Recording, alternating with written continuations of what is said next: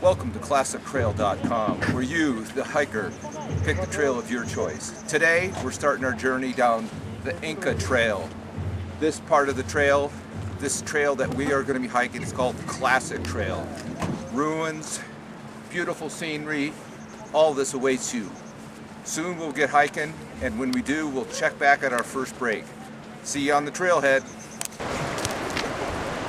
Okay folks, we're here at the trailhead to the Inca Trail, the classic route.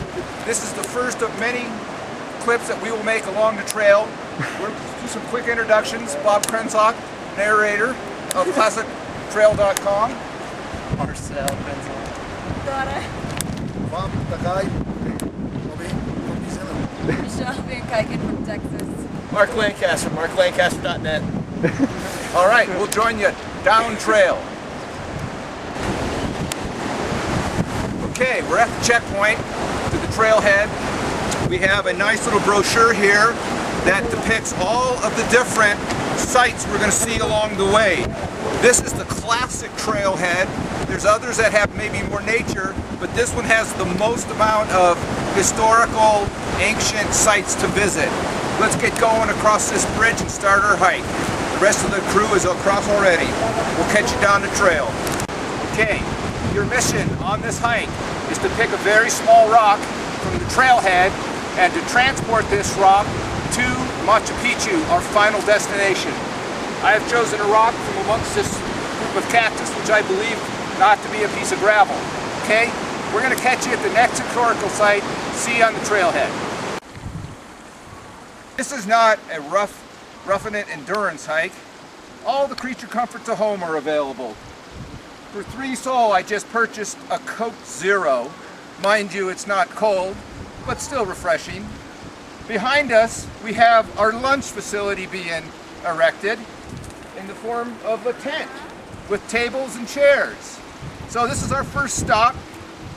Later on, we'll show you more interesting Inca ruins further down the trail, and we'll catch you there. These are three of our crew here getting our lunch ready. They have prepared for us an area to wash. We each have our own towel. As we pointed out before, we have our lunch tent. Inside the lunch tent, come this way. ¿Cómo te llamas? Juan is preparing our table, complete with tablecloth, silverware, napkin. Now let's go talk to Juan, our trail boss. Juan, how have we been doing on this first part of our hike? Good? Hiker. Hikers? You are a professional hiker. Professional hikers. Normal time from the beginning to this lunch place is 2 hours. We made it in 1 hour. 1 hour. We beat the record by 1 hour. We'll meet you back on the trail with a further update of the hike. Signing off. Marca, the city below housed over 1,000 people farming the terraces of the Inca walls.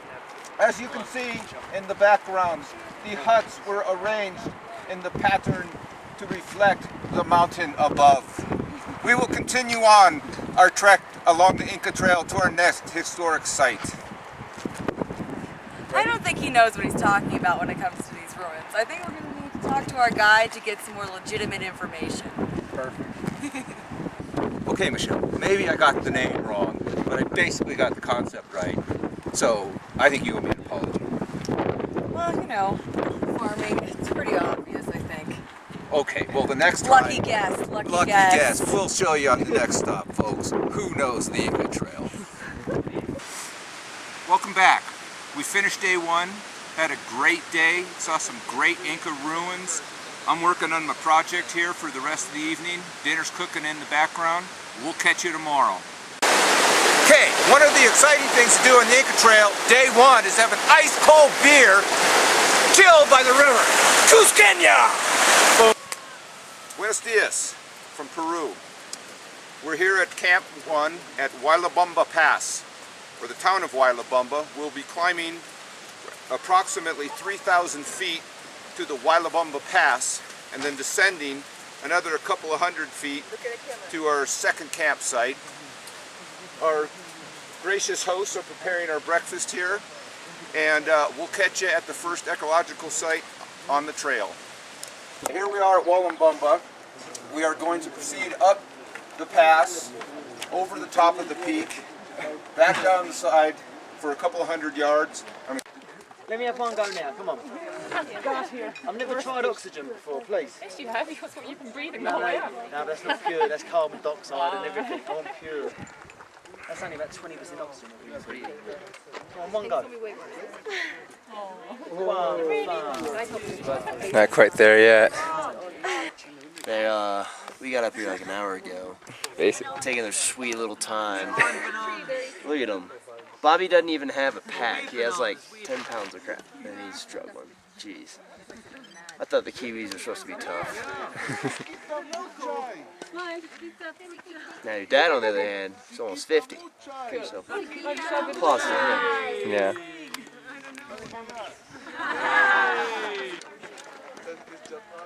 Come on, Marcel. Almost, buddy. Almost. Just a few more steps. The last few are the hardest, man. I know.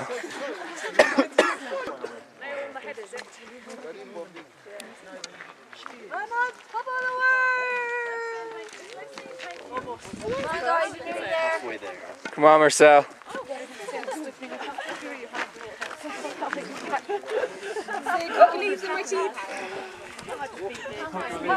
Wait, is it Marcel or Mercel? Marcel. That's what I thought. Yeah. Okay, I thought you said Mercel. There you go, buddy. 4 more steps. 4. 3. There you go. One over. Marcel, the top's up there. I'm just kidding. You can come over here. That's better there, Bob.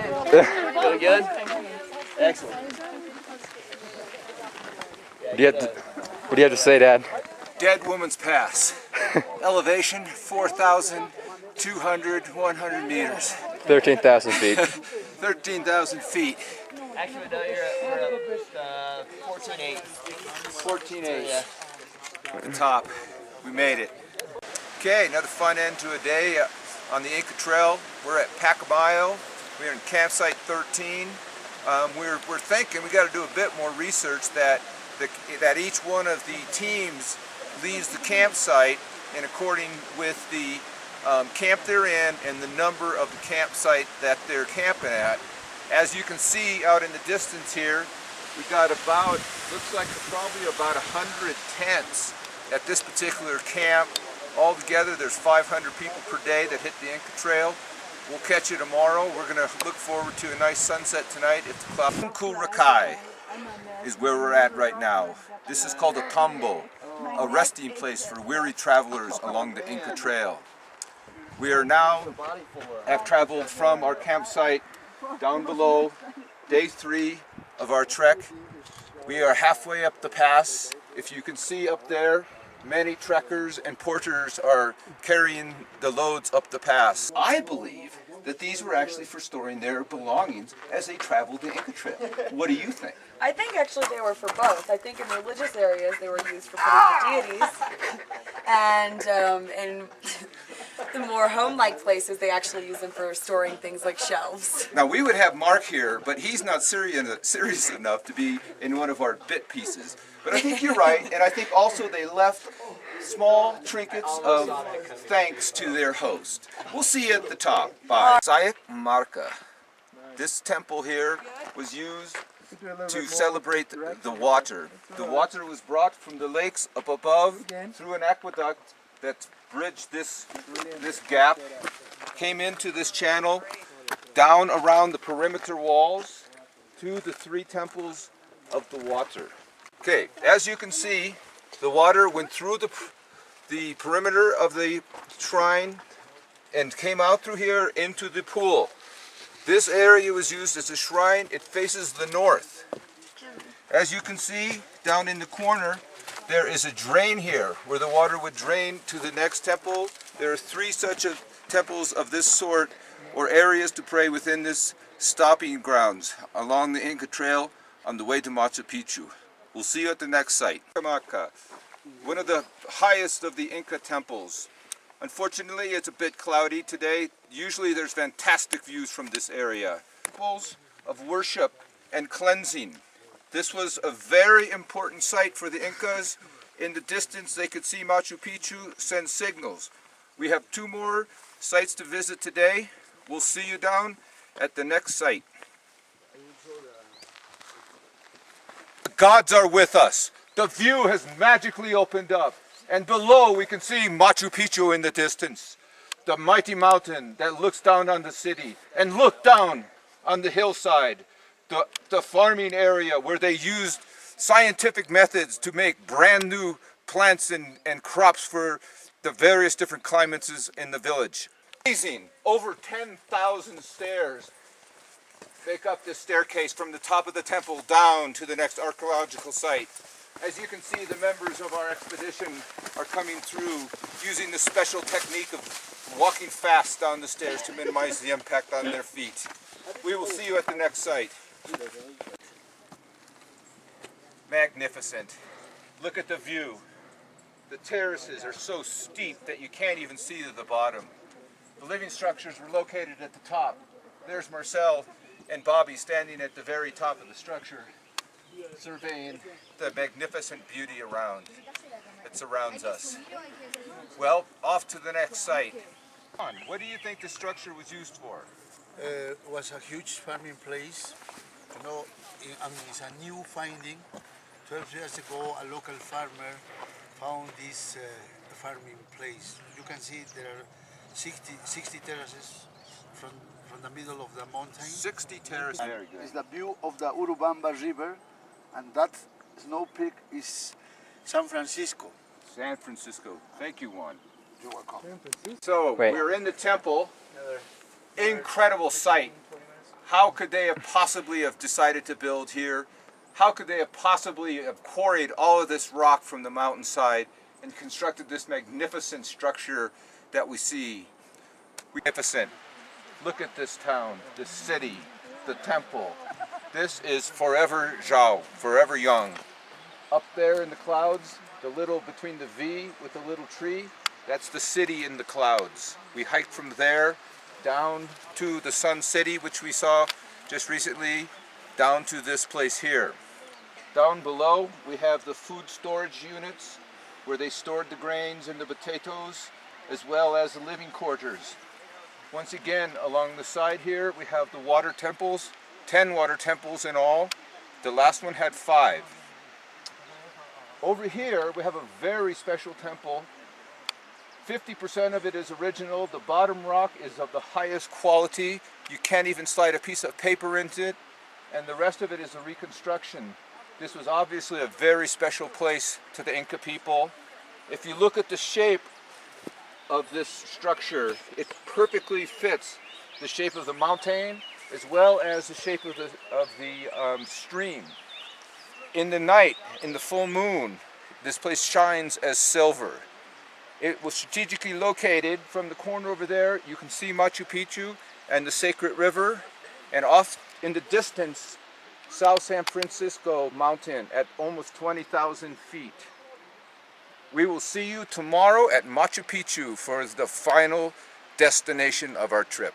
We are in the line to the checkpoint to Machu Picchu, the great Inca city. Soon we will depart on our final leg of the journey. Behind us is the group.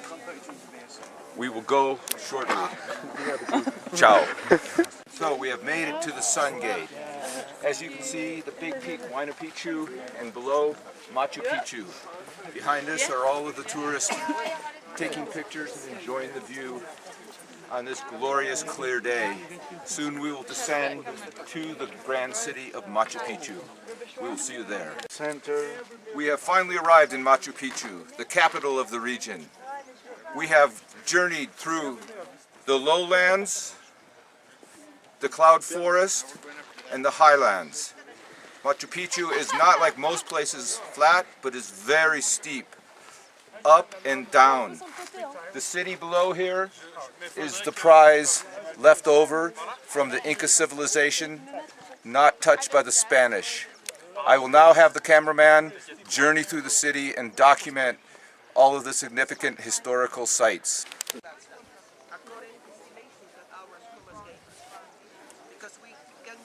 So, we are in the town of Machu Picchu, the great city. Here we have the Temple of the Sun with the same quality of architecture that we see in Cusco. The far window aligns directly with the Sun Gate up above where we came through the pass. Machu Picchu has 200 farming terraces. The climate here is in the middle of the mountain range. The soils were brought from the bottom to fill the terraces. Each terrace has gravel on the bottom, sand, soil, brought from the Sacred Valley. They believe approximately 200 people, 200 to 500 people lived in the city of Machu Picchu permanently. During the harvest season, more people would come to help with the harvest. Over here we have many storehouses for the harvest. We have apartments that are in ruin down here to house workers who came to visit, and permanent quarters are distributed amongst the city. We will explore more of the city now. Mother.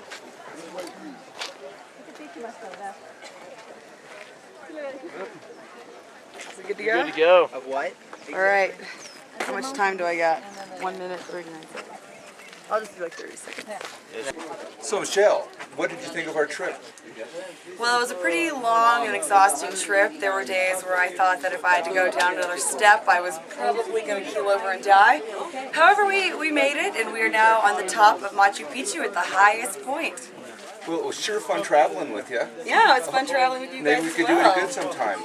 Well, that's the end of the show, folks. We'll see you next time on www.fantastictrail.com.